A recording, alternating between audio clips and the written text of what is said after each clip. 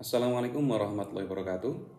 Saya Hildan Fatoni, owner dari Hildan Safety atau PT Hildan Fatoni Indonesia. Saya merupakan kader IIPF dari Kota Malang, Jawa Timur. Pada kesempatan kali ini akan coba saya sampaikan tentang salah satu materi yang bagi saya ini sangat membantu sekali, terutama dalam proses marketing produk-produk di grup usaha kami. Nah, materi dalam workshop bisnis mastery ini merupakan 3 pertanyaan fundamental dalam bisnis. Nah, seperti apa sih 3 pertanyaan fundamental tersebut? Nah, sebelum saya mulai tentang 3 pertanyaan fundamental ini, jadi clarity atau kejelasan dalam 3 hal ini akan mempermudah kita, terutama dalam proses melakukan marketing. Karena kejelasan tadi, kita bisa memilih mana langkah-langkah yang strategis dan mana langkah-langkah yang non strategis. Karena kita bisa memilih, kita juga bisa mengalokasikan sumber daya kita dengan tepat tanpa membuang-buang peluru dalam tanda kutip ya. Karena perlu kita sadari tentu masing-masing bisnis dan owner itu punya keterbatasan sumber daya. Apa saja sumber dayanya itu? Yang pertama adalah waktu, kedua adalah dana, ketiga itu sumber daya manusia, dan juga banyak hal lain yang terkait sumber daya dalam bisnis. Nah, 3 pertanyaan fundamental ini, yang pertama adalah tentang siapa target market kita, siapakah sasaran kita, orang yang punya uang yang akan punya buying power untuk membeli produk dan jasa kita. Nah, target market itu seperti ini. Mengenai target market, ada 3 pertanyaan yang perlu kita jawab mengenai poin pertama tentang target market. Yang itu pertama, kepada siapa produk itu atau jasa itu Anda jual. Yang kedua adalah bagaimana Anda akan melakukan pemasarannya. Yang ketiga adalah dengan siapa Anda bersaing, kompetitor Anda. Nah, kepada siapa produk Anda akan dijual. Di sini kita perlu memahami yang akan membeli produk kita itu cowok atau cewek. Usianya kisaran berapa? Misalkan 25 tahun sampai dengan 50 tahun. Dengan pertimbangan sudah mapan secara finansial, punya penghasilan dan sebagainya. Lokasinya di mana? Nah, jadi seperti itu. Lalu tentang bagaimana Anda akan memasarkannya. Jika kita sudah tahu ternyata customer kita lebih banyak adalah pria dengan usia 25 sampai dengan 50 tahun, maka kita menggunakan media marketing yang itu mudah diakses oleh para pria. Mereka mudah menemukan media promosi produk kita. Lalu siapa kompetitor kita? Nah, di harga yang sama, di produk yang sama, dan di target market yang sama, siapa saja pemainnya selain produk kita, selain perusahaan kita. Nah, dari sana, dari ketiga hal tersebut kita akan menemukan informasi tentang target market. Lalu mengapa alasan kok kita itu harus menemukan target market kita sih? Nah, di sini ada 4 alasan kenapa kita harus memutuskan siapa sebenarnya target market kita. Alasan pertama adalah setiap target market itu menghadapi persoalan yang berbeda antara para pria dan wanita. Dari perbedaan gender ini, keduanya punya permasalahan yang berbeda. Nah, kemudian yang kedua adalah ketika kita tahu tentang target market kita akan lebih efisien dalam melakukan proses-proses marketing. Jadi kita tidak perlu memasuki cara-cara marketing yang tidak tepat sasaran sesuai dengan target market. Misalkan ada 5 cara marketing dan cara pertama dan kedua ini lebih dekat ke target market kita, maka tiga cara yang lain tidak perlu kita lakukan. Di sini kita akan menghemat banyak dana, waktu, dan juga sumber daya manusia. Kemudian yang ketiga, menjadikan kita semakin ahli. Ketika kita semakin mengenal siapakah target market kita, jadi kita tahu berapa pendapatan mereka, cara mereka belanja, mereka belanjanya itu di toko online atau toko offline. Terus kemudian kapan mereka repeat order, dengan siapa mereka berkumpul, dan produk mana saja dari bauran produk kita itu yang paling laris di antara target market kita. Nah, dengan data-data ini kita akan semakin ahli memahami mereka. Ketika mereka mengalami perubahan perilaku konsumen, kita akan lebih cepat beradaptasi dan tetap dekat dengan target market kita dibandingkan dengan kita tidak memiliki target market, lebih sporadis seperti itu. Nah, target market kita ini ketika semakin dikenal, kita akan semakin ahli dalam melayani mereka. Tahu apa yang mereka pikirkan, tahu apa yang mereka takutkan, tahu harapan-harapan mereka di masa depan. Kemudian yang keempat adalah menemukan leverage. Nah, tadi sempat saya sebutkan, ketika kita semakin dekat dengan target market, kita tahu produk mana saja yang paling laris dan kapan saja mereka membeli. Ini akan mempermudah kita dalam memutuskan produk mana yang akan terus di-develop dan produk mana yang sudah waktunya itu mencapai titik maturity sehingga perlu dieliminasi. Ketika kita sekarang berjualan 5 varian produk untuk pria dengan usia 25 sampai 40 tahun, ternyata produk pertama ini menyumbang 80% income kita. Produk selanjutnya ini 10%, 10%, 100% ya. Sehingga produk keempat dan kelima itu menyumbang 0% dari penghasilan kita. Nah, dari sini kita jadi tahu produk mana yang harus dieliminasi, yaitu produk keempat dan kelima. Kenapa harus dieliminasi? Supaya kita bisa lebih efisien dalam permodalan, tidak memproduksi produk yang tidak laku, dan juga tidak melakukan marketing produk yang memang tidak ada yang beli. Nah, jadi seperti itu. Nah, ada 3 langkah penting dalam membidik target market. Yang pertama adalah temukan top klien Anda. Top klien ini artinya pelanggan-pelanggan yang membeli dalam jumlah banyak, pembeliannya berulang atau sering, repeat order. Yang ketiga itu dia pelayanannya mudah, tidak rewel, tidak menimbulkan banyak perselisihan, kemudian ya.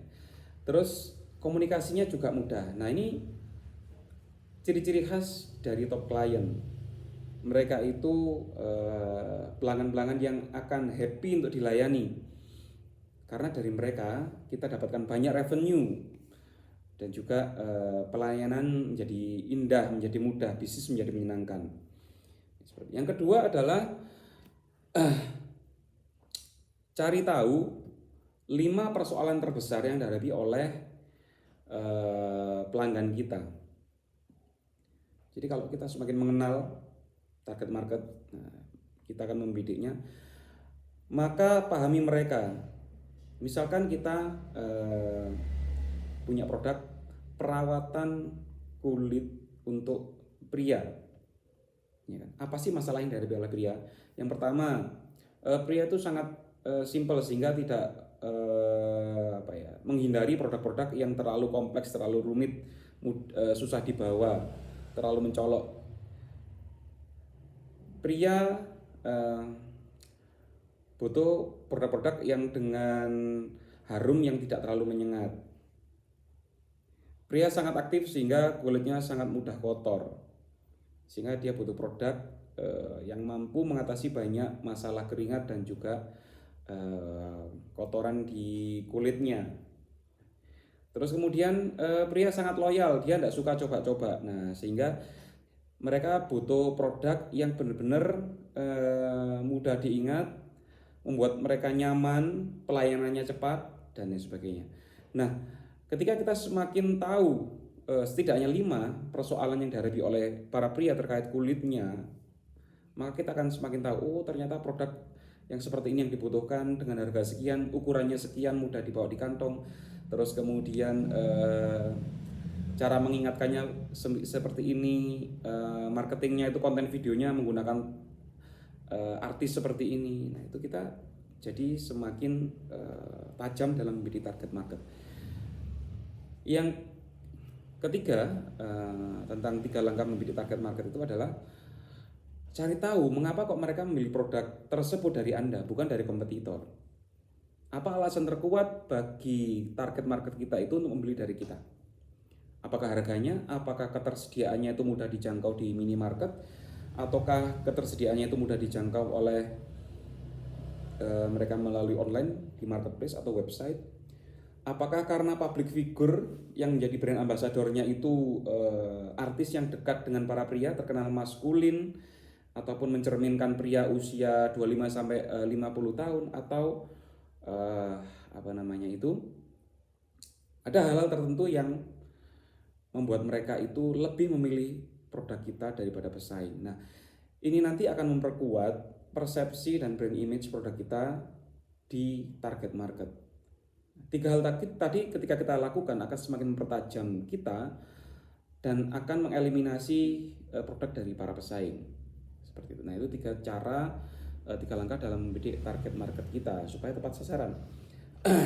Nah, ada sebuah quote yang menyatakan bahwa orang yang berusaha menjual produknya kepada siapapun tidak akan bisa menjual kepada siapapun. Artinya ketika kita tidak tajam dalam mengenali target market, sebenarnya kita nanti akan mengalami banyak kesulitan ketika akan menjual produk, karena kita tidak mengenal dengan erat calon customer kita, sehingga kita melakukan pemasaran yang sporadis, menghambur-hamburkan sumber daya dan waktu. Oke.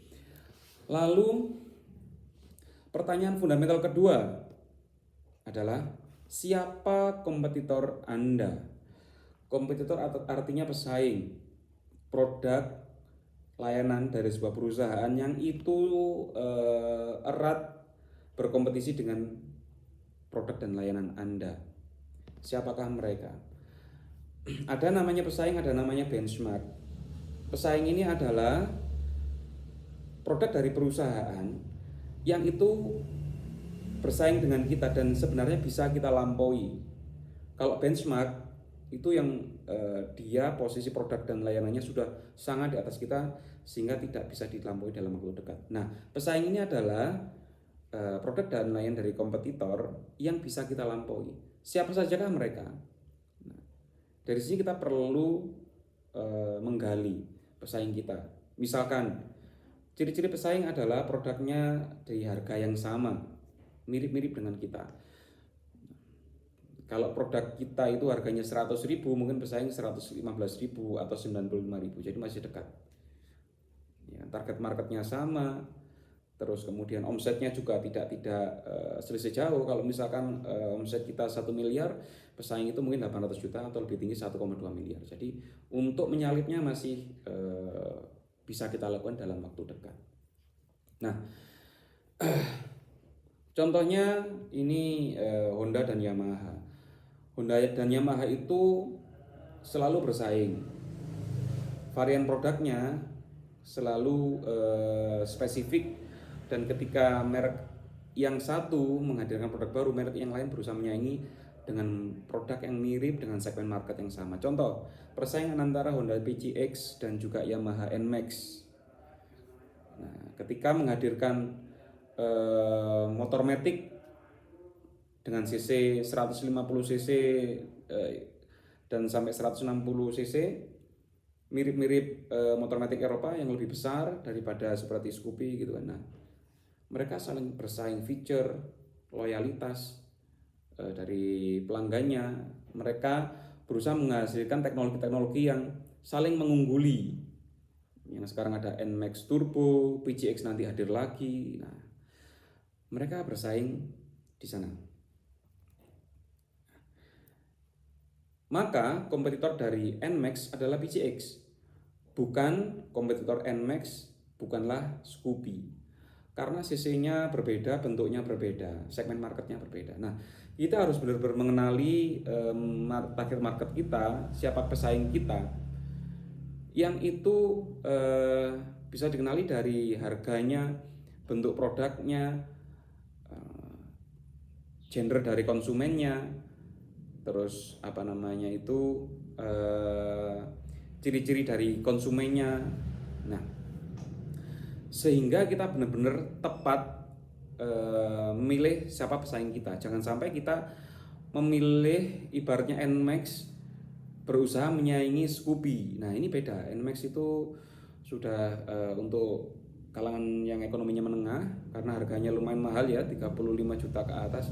Sementara Scoopy bahkan Beat itu harganya masih belasan sampai 20-an juta. Jadi segmennya beda, bentuknya beda. Kapasitas mesin, ukuran bodi itu sama sekali beda. Ini namanya bukan kompetitor.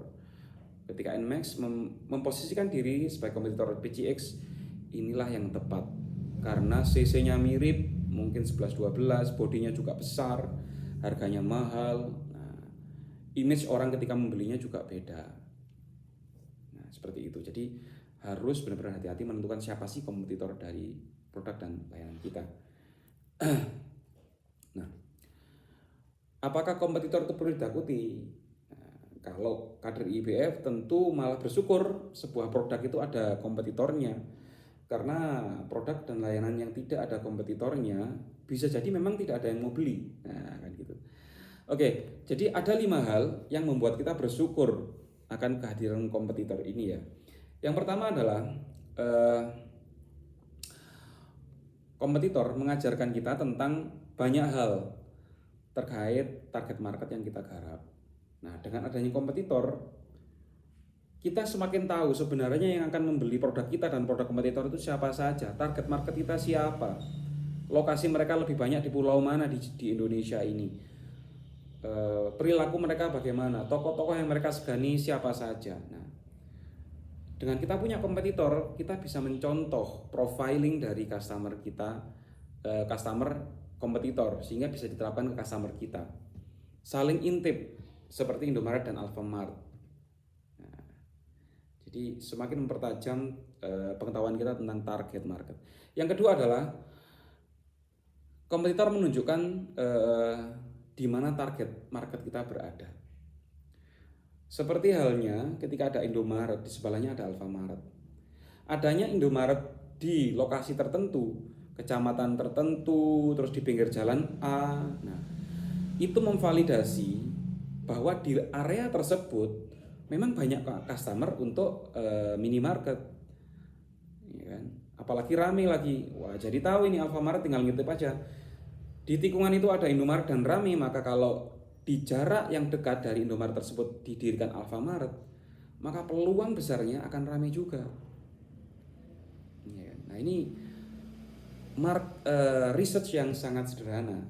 Dengan adanya kompetitor kita akan tahu lokasi-lokasi tambang-tambang emas di mana target market kita berada.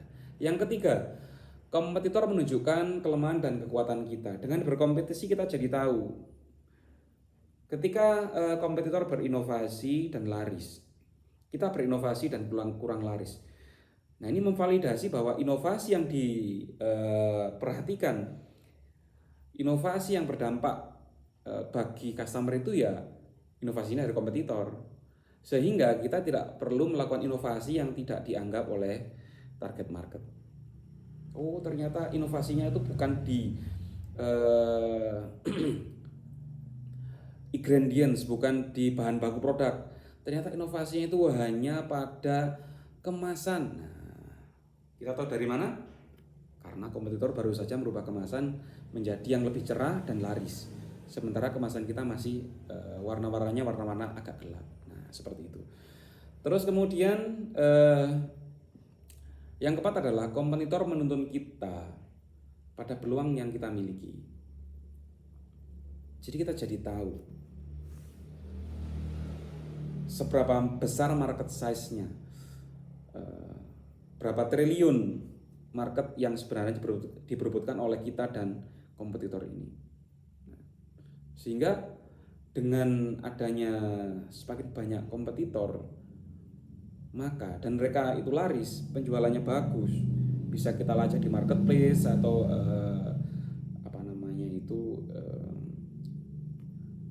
istilahnya data-data lain, kita jadi tahu, oh ternyata gede banget ini. Kalau marketnya itu misalkan 1000 triliun, Kita dapat 1% saja kan sudah 10 triliun. Dapat 1% saja sudah 10 triliun, 1% dari 1000 triliun. Tapi kalau tidak ada kompetitor, kita jadi tidak tahu sebenarnya yang akan beli produk kita itu seberapa besar sih.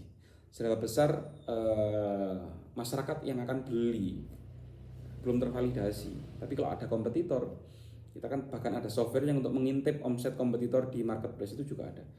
Itu semakin besar omset kompetitor di marketplace, kita jadi tahu, oh ternyata gede banget ini marketnya. Artinya bisnis ini layak diseriusi karena kompetitor bisa sangat kaya dengan produk dan layanan ini. Nah, seperti itu. Yang kelima adalah kompetitor membantu kita menumbuhkan market, pasar. Dengan adanya kompetisi, kita beriklan, kompetitor beriklan, kompetitor B, C, D juga beriklan. Masyarakat jadi tahu tentang produk tersebut. Misalkan kita punya produk susu kambing Etawa untuk minuman para lansia atau orang-orang yang butuh tambahan gizi dan juga kalsium untuk penguatan tulang misalkan. Nah, produk kita, kompetitor A, B, C, D semua beriklan di berbagai media online dan offline. Orang jadi tahu, oh ternyata ada ya produk untuk lansia yang mengalami masalah di persendian. Jadi market itu menjadi tahu dan menjadi siap untuk beli. Mereka menjadi tahu, oh ternyata ada produk tersebut. Mereka akan memilih antara produk kita atau produk kompetitor A, B, C, D. Bayangkan kalau hanya kita yang beriklan mempopulerkan produk tersebut, bisa jadi kita dananya hanya cukup untuk wilayah Jawa Timur. Sementara Jawa Barat, Jawa Tengah, Jakarta, dan luar Jawa tidak tergarap. Orang tidak tahu kalau produk itu ada. Orang tidak tahu kalau produk kita ada. Tapi karena banyak kompetitor yang beriklan, maka orang di Jawa Barat, di Jawa Tengah, Jakarta, dan luar Jawa semua tahu. Tinggal kita meraihnya menjadi sales, jadi profit bagi perusahaan kita. Nah, artinya yang membuat ini populer di seluruh Indonesia, kita dibantu oleh para kompetitor. Nah, jadi seperti itu 5 hal yang membuat kita bersyukur sebenarnya produk kita ada kompetitornya. Nah, kemudian yang poin ketiga dari 3 pertanyaan fundamental, gitu. Apa value yang Anda tawarkan? Value itu sesuatu yang dirasakan ketika customer sudah mengkonsumsi produk atau layanan. Saya menjadi misalkan obat herbal ya. Darah tinggi saya kembali normal. Ya kan? Saya jadi bisa misalkan produk untuk suplemen olahraga. Saya jadi menjadi lebih kuat. Saya menjadi lebih percaya diri. Ya. Misalkan pakaian, saya merasa lebih islami dengan memakai baju ini. Ya. Saya merasa lebih bangga dengan membeli handphone merek A ini. Saya lebih pede berangkat ke kantor dengan mengendarai mobil ya, dari Eropa ini. Nah, rasa bangga, rasa senang, rasa lebih percaya diri, rasa lebih sehat, rasa itulah value. Produknya bisa macam-macam. Bahkan sepatu olahraga yang dirasakan itu bukan sepatunya empuk, tapi ada status sosial yang lebih tinggi ketika kita membeli sepatu olahraga merek tertentu. Nah, rasa diakui statusnya lebih tinggi itulah value. Lalu apa yang kita tawarkan? Di mana Anda bermain? Nah, yang pertama adalah menjual produk. Menjual produk itu artinya kalau ini ada HP, maka yang dijual dari HP ini ya produknya. Bisa kameranya sekian megapiksel, penyimpanannya sekian giga, RAM-nya sekian giga. Nah, itu adalah kita menjual produk. Yang kedua, kita menjual harga. Menjual harga itu apakah kita jualan murah-murahan atau jualan mahal-mahalan? Yang ketiga adalah menjual value. Value ini ketika tadi kita berbicara tentang HP, value dari HP itu ada banyak. Ada orang yang ketika anak-anak muda, value-nya adalah main game tanpa nge-lag sampai 120 frame per detik. Terus kemudian tidak panas dipakai game. Nah, jadi value-nya itu bukan HP-nya ini dalam bentuk plastik dan kaca ini, bone fisiknya ini, tapi value-nya adalah di kemulusan ketika menjalankan game 3 dimensi. Nah, rasa cepat, mulus, tidak panas ketika menjalankan game itu adalah value dari HP ini, bukan bentuk fisiknya, tapi value-nya. Ketika seseorang membeli mobil Mercedes-Benz dibandingkan dengan merek-merek Jepang atau apalagi mobil LCGC, ya memang itu kendaraan, sebuah benda yang membantu kita berpindah dari titik A ke titik B. Itu produk, hemat BBM, terus kecepatannya itu bisa 60 km per jam dalam waktu sekian menit. Tapi value adalah saya merasa lebih aman ketika memakai Volvo. Saya merasa lebih bangga ketika punya mobil Alphard. Rasa bangga, rasa aman, rasa sukses, rasa itu adalah value. Lalu apa yang dirasakan oleh customer ketika mengkonsumsi produk dan jasa kita? Rasa apa? Ketika kita bermain di value, maka kita bermain dengan kreativitas. Apa yang bisa dikulik di produk kita itu sehingga customer bisa merasakan sesuatu yang lebih tinggi daripada uang yang dia keluarkan untuk beli barang itu. Nah, jadi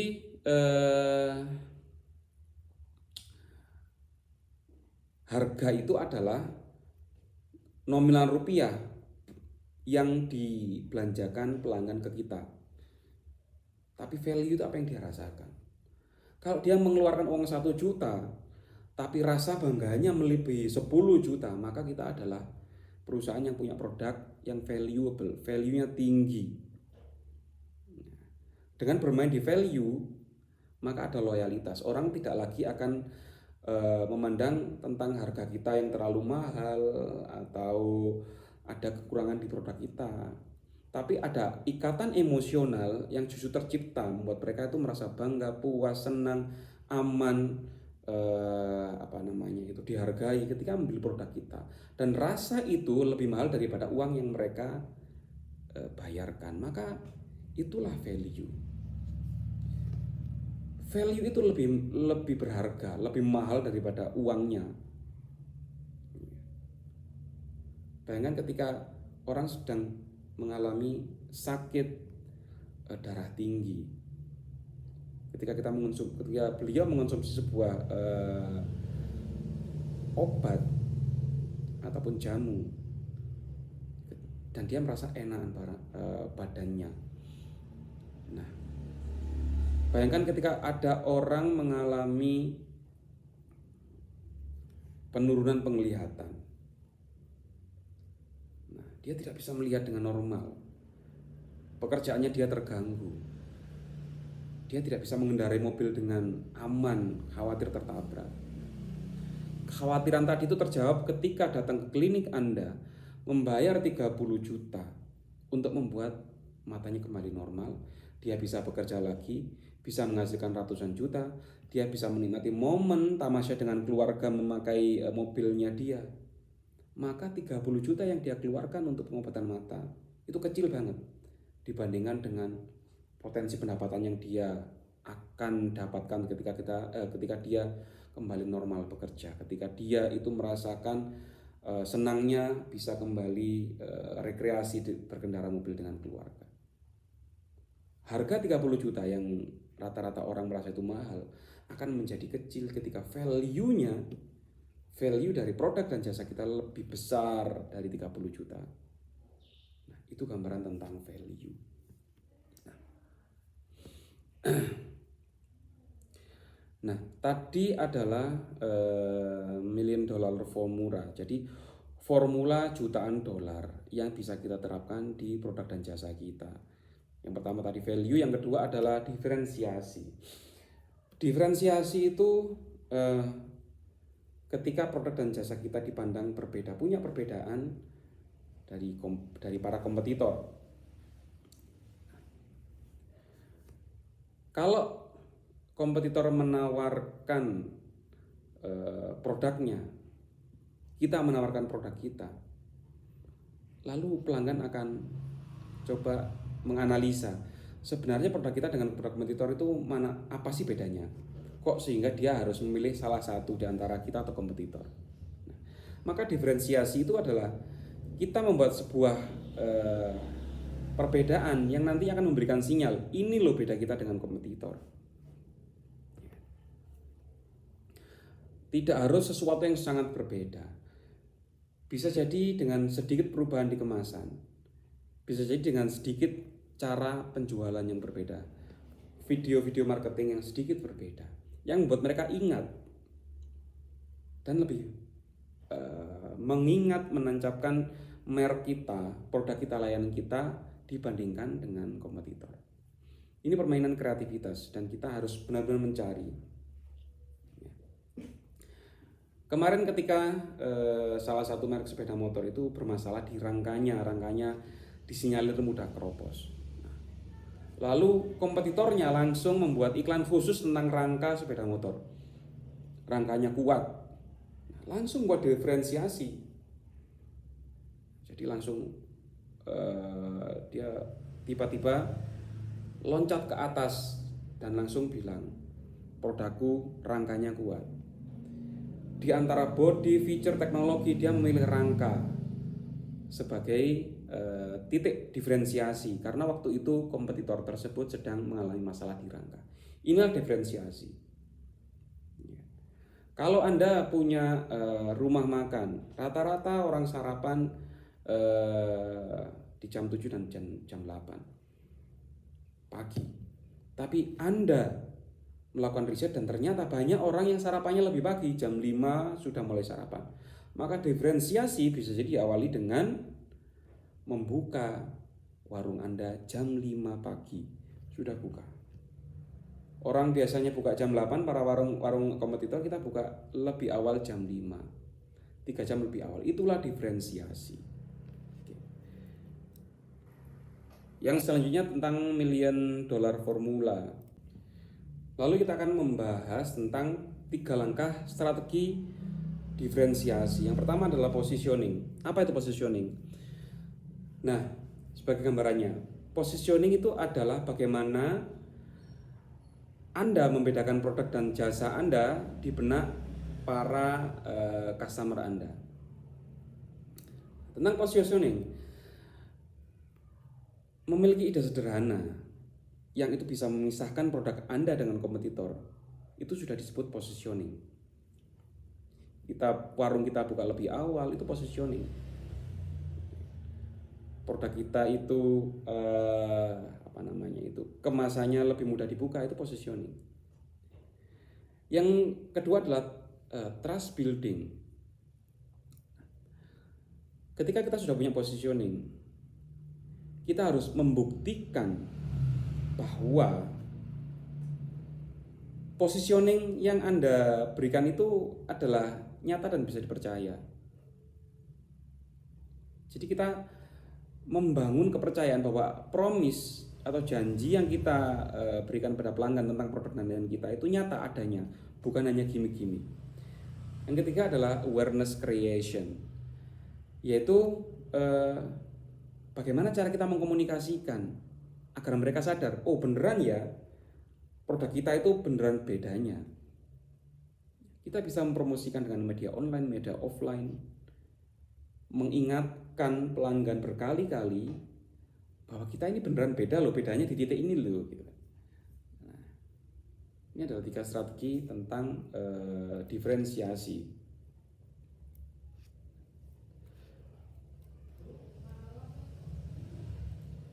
Lalu bagaimana, apakah ada ide sehingga kita bisa membuat diferensiasi yang kuat untuk produk dan layanan kita. Nah, ini ada 5 ide untuk menghadirkan diferensiasi yang kuat bagi produk dan layanan kita. Yang pertama, how your product is made. Bagaimana produk kita dibuat, diproduksi, di-create. Kita bisa menceritakan tentang proses pembuatan produk kita, melibatkan petani lokal, dari bahan lokal, ada kearifan lokal. Menceritakan tentang bagaimana bahan bakunya itu berasal. Kalau sepatu bagaimana desainnya itu dibuat, siapa ahlinya, siapa desainernya. Jadi kita mengulik, menggali tentang bagaimana produk ini dibuat, mulai dari bahan baku, desain, siapa saja yang terlibat di sana, sehingga ada cerita, ada legenda yang tercipta dari pembuatan produk ini.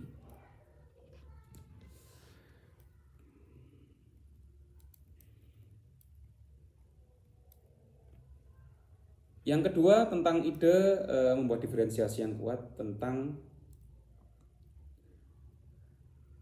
market specialty.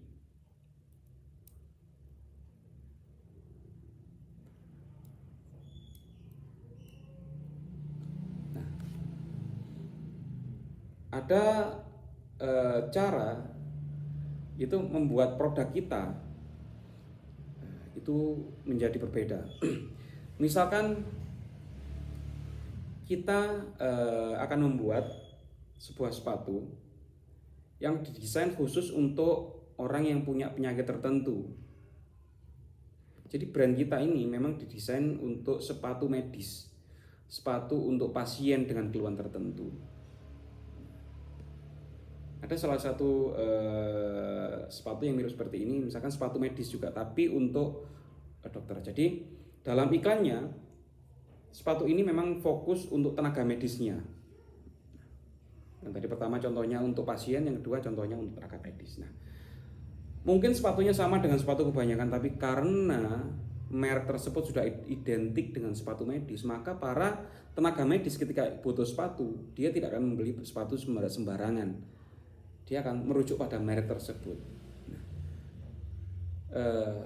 specialty atau ceruk market yang dipertajam, kita khusus di ceruk market tersebut, membangun brand image bagi pelanggan di segmen tertentu, bahwa hanya produk kita yang benar-benar ahli di sepatu medis tersebut. Itu merupakan salah satu contoh. Atau bisa jadi strateginya itu untuk menciptakan diferensiasi adalah menjadi yang pertama. Kita kulik-kulik customer kita, produk kita, dan layanan kita. Apa yang bisa menjadikan bahwa produk kita yang pertama? Misalkan kita punya layanan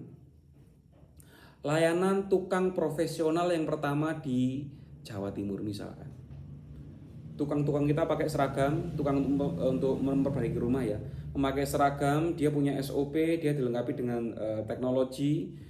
Sistem pelaporannya itu dengan teknologi juga, sehingga orang yang ingin mengecat rumah menghubungi call center kita, tukang yang datang itu kesannya memang sangat profesional, rapi, kerjanya itu ada deadline-nya, ada pelaporannya, tarifnya juga itu bisa diprediksi. Ini menjadi strategi yang pertama, dan ini ketika kita komunikasikan, orang itu ketika berpikir customer, oh aku ingin mencari tukang cat untuk rumah tapi yang profesional, bukan tukang biasa, bukan tukang kampung. Nah, maka layanan kita, perusahaan kita akan menjadi nomor 1 di benak mereka.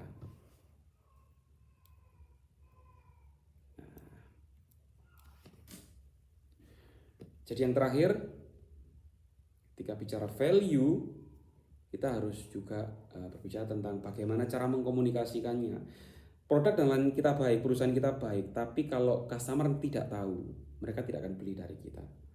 Maka bagaimana strategi untuk mengkomunikasikan value? Yang pertama, Jual benefit bukan feature, bukan produk. Ya kan? Benefit itu feature adalah komponen yang nempel di produknya. Kalau laptop, layar, keyboard itu adalah feature, dia nempel di produk. Tapi benefit itu manfaat yang dirasakan ketika kita memakai laptop. Misalkan laptopnya tahan 24 jam, terus bisa membuka berbagai aplikasi dengan cepat, mengerjakan pekerjaan 30% lebih cepat, terus kemudian 50% lebih tahan banting misalkan ya. Jadi manfaat-manfaat yang diterima bukan komponen-komponen yang nempel di produk, yang dirasakan, yang diterima oleh orang yang menggunakan laptop itu. Yang kedua adalah edukasi customer, pentingnya value yang Anda tawarkan. Bahwa value atau nilai yang kita tawarkan itu penting bagi mereka, bukan hanya sekedar gimmick-gimmick. Kalau kita tadi bicara laptop, penting punya laptop yang baterainya tahan 24 jam. Karena bisa jadi dia akan mengerjakan di luar ruangan, dia kerja di luar ruangan dalam waktu yang lama sehingga tidak menemukan colokan listrik. Maka penting bagi orang-orang seperti Anda untuk membeli laptop saya ini daripada laptop lain. Itu. Jadi edukasi customer tentang value kita itu yang kita tawarkan itu penting-penting semua. Yang ketiga adalah comparison list. Jadi kita bisa buat perbandingan laptop kita versus laptop kompetitor. Kompetitor hanya tahan 4 jam, baterainya kita 24 jam. Kompetitor itu kapasitasnya itu hanya sekian terabyte, kita lebih 2 kali lebih besar kapasitasnya. Jadi ketika face to face atau langsung perbedaannya ditaruh, langsung diperbandingkan, dipertarungkan antara spek kita, benefit dan feature kita dengan kompetitor, kita banyak unggulnya, maka akan rasional, akan masuk akal customer lebih milih laptop produk kita daripada laptop dari kompetitor. Kemudian yang